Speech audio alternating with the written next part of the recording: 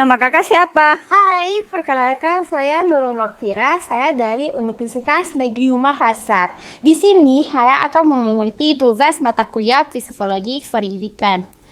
Hai teman-teman, di sini saya akan membahas mengenai motivasi belajar. Jadi kalian bertanya-tanya, apa motivasi belajar itu? Menurut saya sendiri ini, motivasi belajar itu ketika saya terdorong dalam diri saya untuk berusaha mencapai tujuan belajar yang sungguh-sungguh.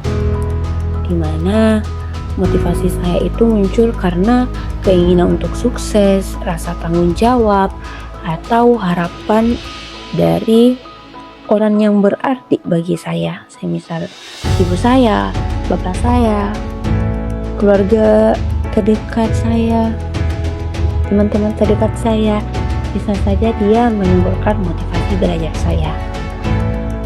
Adapun motivasi belajar saya itu termasuk tinggi ya, karena saya ingin sekali membanggakan orang tua saya.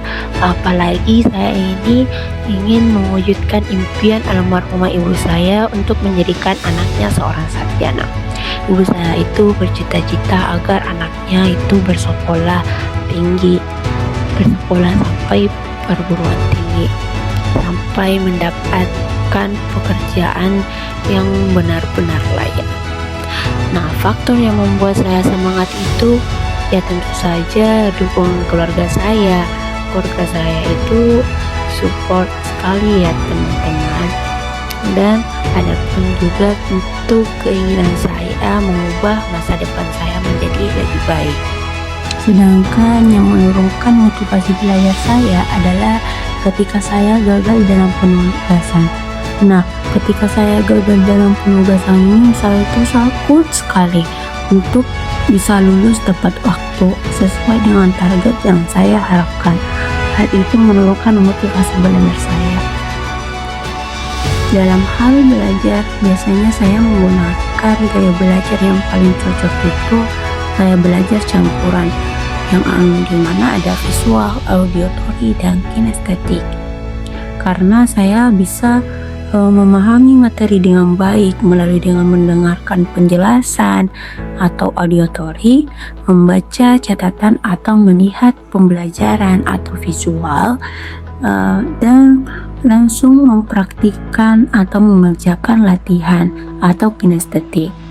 Contohnya, semisal ketika saya belajar membuat laporan administrasi, saya pasti perlu melihat contoh, entah itu dari YouTube, dari catatan saya. Nah, setelah itu saya perlu mendengarkan penjelasan. Dan setelah hal itu semua, lalu saya mempraktikannya langsung agar benar-benar paham. Saya membuat rencana pribadi agar belajar saya lebih efektif itu dengan mengatur waktu belajar saya agar lebih konsisten. Bagaimana sih caranya? Jadi cara saya mengaturnya itu yang pertama, mengatur jadwal belajar harian dan menempelkannya di meja belajar. Hal ini untuk mengingat apa saja pembelajaran yang harus saya lakukan. Apakah ada tugas? Jadi saya hanya melihat jadwal yang saya tempelkan. Yang kedua, ada menentukan prioritas tugas berdasarkan deadline. Misalnya saya itu mengumpulkan tugas sebelum deadline. Yang ketiga, ada mengurangi penggunaan ponsel saat belajar. Nah, hal ini tentu saja supaya tidak mengganggu aktivitas belajar saya, dimana saya memberikan jeda istirahat semisal 10-15 menit setiap 1 jam saja belajar.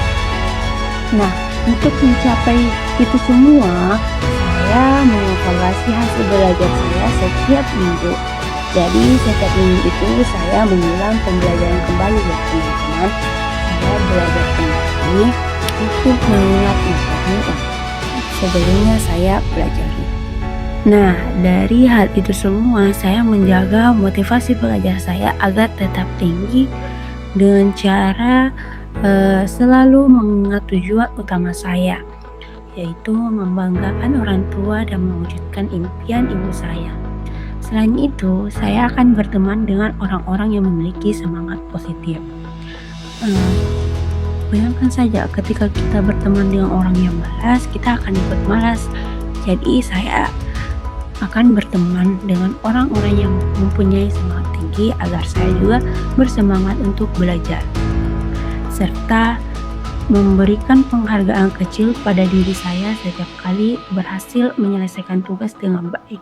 Saya memberikan penghargaan kecil pada diri saya sendiri itu semisal sebuah senyuman, sebuah motivasi, sebuah kalimat bahwa saya bisa sukses, saya kuat, saya bisa menjalani semua itu. Dan setelah itu saya belanja apa yang saya inginkan. Sekian dari saya menjadi motivasi belajar. Bye bye.